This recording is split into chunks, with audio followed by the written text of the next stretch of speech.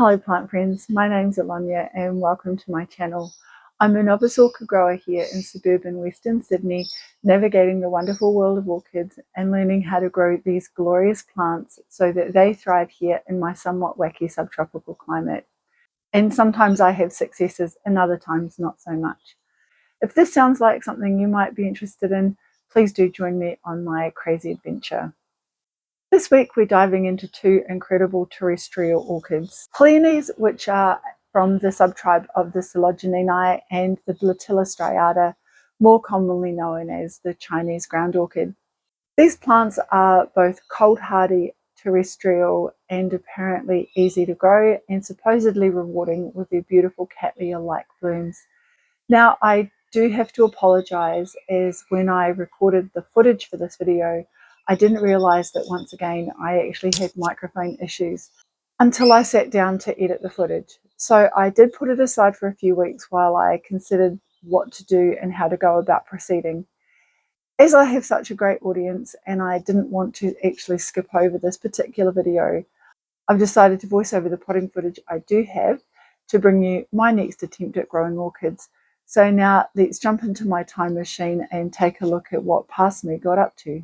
Peonies need a shallow, well-draining container. Something like a wide terracotta bowl or a bonsai pot would be perfect. I happen to have two bonsai pots, which is fortunate because I bought two batches of peony bulbs in two different species. The bulbs that you can see in the bowl here are Pleione tongariro, a hybrid that will hopefully give me the most beautiful purple flowers. In his video, where Matthew from Hello Plant Lovers visited Tonkin's nursery in the Dandenong Ranges down in Victoria, there was a planting media recipe that I modified for me. It consists of out-of-the-bag orchid bark, perlite, charcoal chunks, equal parts of compost and an animal-based fertilizer, which I don't have, and slow-release fertilizer, but in slightly more quantity as peonies are heavy feeders. This provides a moisture-retentive but well-draining planting media that should hopefully provide the plant the moisture it requires, but also be fast-draining enough to prevent the bulb from rotting out. The astute of you will have noticed an item that I skipped over, and that was dynamic lifter, which I used instead of the animal fertilizer. I also added the slow-release fertilizer during the mixing, and as the mixture was very dry, I added some water as well. I did leave it sit for about 20 minutes to absorb the moisture before I went ahead and potted the bulbs. It's important to note that when you buy peony bulbs, they have usually gone through a full 3-year growth cycle, and you will receive a flowering size bulb, and sometimes you will see little nublets on the side of the bulb. That is the plant starting to form its new bulb, so handle your bulbs with care so as not to dislodge these precious things.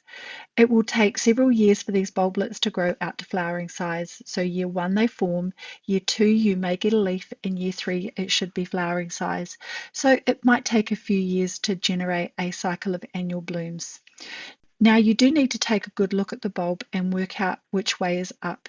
Usually the roots are a good indicator of which way is the base. If you need to prune away the older desiccated roots to make them fit, do that, but also check before you cut, and don't forget to use sterilized scissors or secateurs.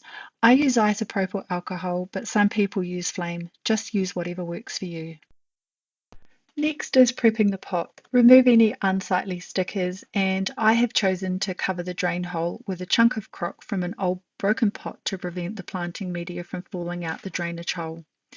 Fill the pot to 2/3 to 3/4 full with your planting media and make some little indents to nestle your bulbs into place. Position the pseudobulbs just on top of the medium with the roots pointing down and about 1/3 of the bulb buried. Add a small amount of media to the top of the pot and gently tamp it into place, and presto, the bulbs are planted. Now, as mentioned, I purchased 2 lots of peony bulbs, with the second being Pleione formosana alba, or the white form. And while I fast forward through the second pot, I will chat about their care. It's recommended that watering only commences after the new growth emerges. Before that, keep them nearly dry while they're dormant, and by nearly dry, a small amount of water every week to 10 days or so, just to dampen the planting media and hydrate the bulbs, but not to make it wet. Once growth begins, keep the medium slightly damp and not soggy.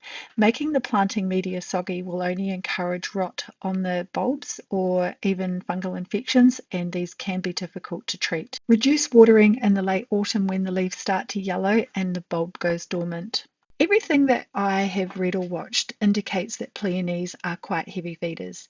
They have an intense growing season where they produce their flowers, leaves, develop their bulbils, and go back to a dormancy all within about 9 months. I intend on feeding mine with a slow release fertilizer 2 to 3 times throughout the growing season and supplementing regularly with a liquid feed. I saw somewhere on YouTube to try a tomato fertilizer, and as I have some of that, why not? Every 2 weeks during the growth phase, I will use a half strength balanced liquid fertilizer, and I'll just use whatever I have to hand. I'll switch to a low nitrogen fertilizer from midsummer to encourage that bulb development, and for that last item, I have popped that into my calendar reminders so I don't forget.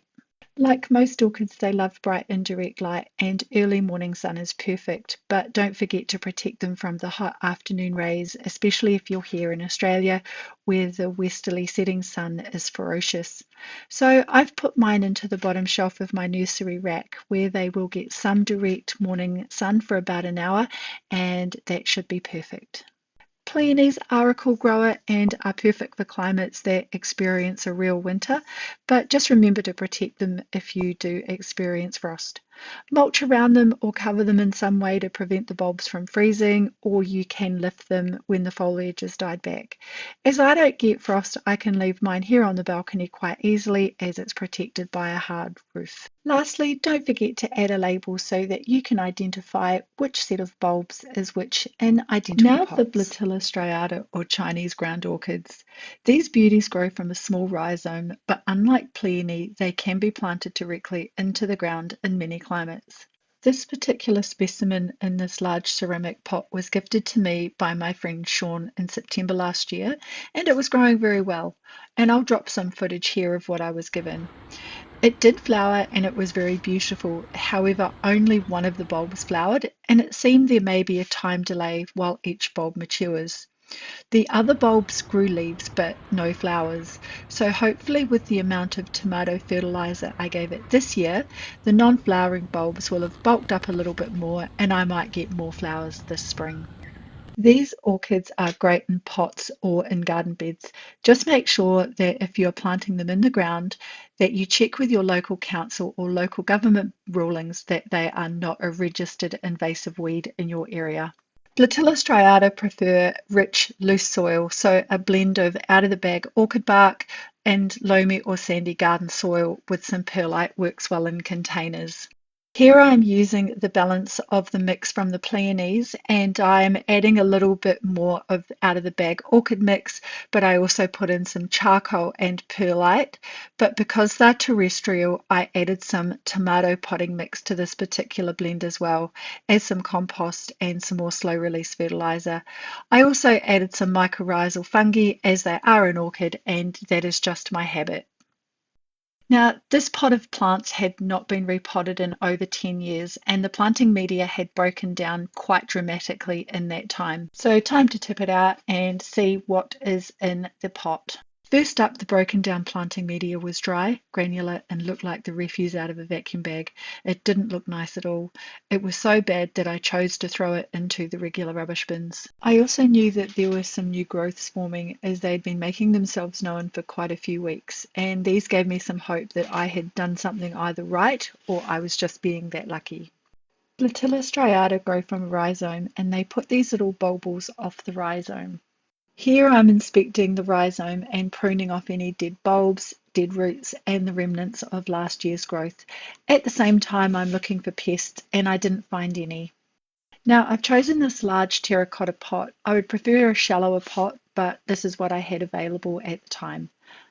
Now, I have chosen to first partially fill the bottom of this pot with some reclaimed planting media, which was nearly new from a Dendrobium speciosum separation I recently did.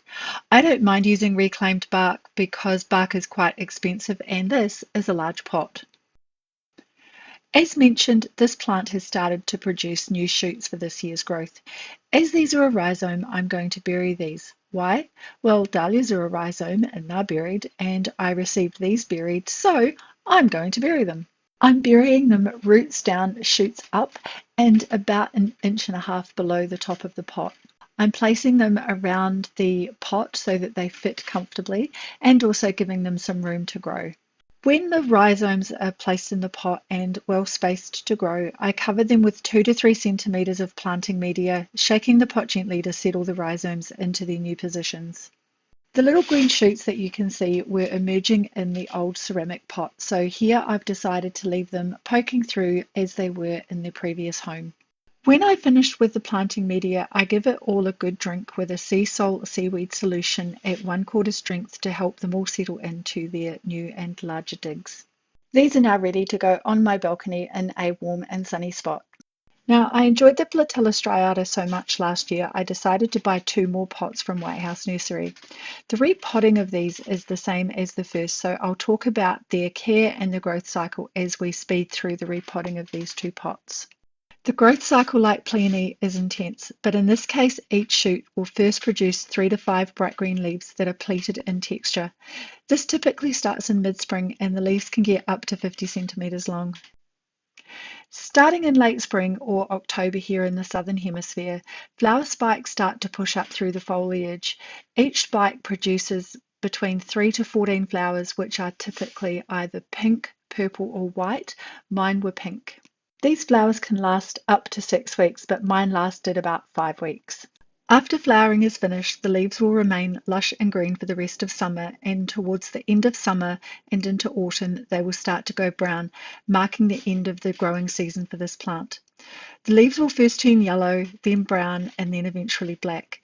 To keep the plant looking tidy, I gently pulled on the darkening leaves, and eventually they pulled cleanly away from the stem. Just a note about this particular group of orchids is that the leaves are magnets for spider mites, which I wasn't aware of, so it pays to keep on top of your pest control. Spider mites are hard to control, and I used neem oil plus insecticidal soap, especially for spider mites, but never at the same time. Water when the top 2 to 3 centimeters of the planting media feels dry, keeping the moisture in active growth from spring through late summer. You could use a moisture gauge to test the moisture, and this is one of the few pieces of equipment I actually use.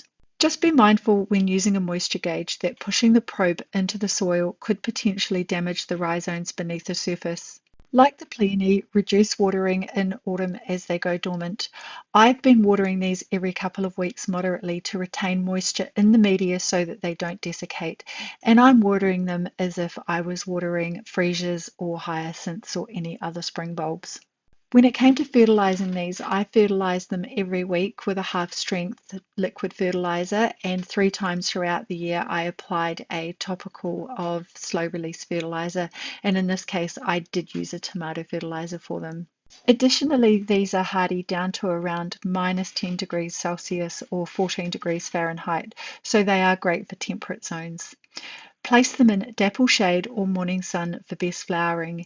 In colder zones, you can mulch them in winter or lift the bulbs and store them dry, much the same as you would with regular bulbs. Just make sure they don't desiccate and check them for rot or fungus regularly. As I'm sitting here editing this episode together, I'm looking forward and I'm seeing that I totally didn't press record when I was potting up these separations. So I'll drop some footage in here of the final result. I love preparing for spring and the joy that the spring bulbs bring to me personally. And now with the Pleiades and the Bletilla striata, I have some new challenges to rise to. And I'm really looking forward to seeing spring arrive with hopefully some new orchid flowers to enjoy. If you grow either of these orchids, please do share your tips and your advice down below. I'd love to read them and what you have to say and hopefully learn from your advice. So that's it for this week Orchids Update. Don't forget to subscribe with the notification bell turned on to follow along on my crazy orchid adventures, and press the like if any of the tips in this video have helped you on your own orchid journey. Thank you for watching. Happy growing, enjoy your plants, and remember your plants are always going to surprise you. See you all next week, and bye for now.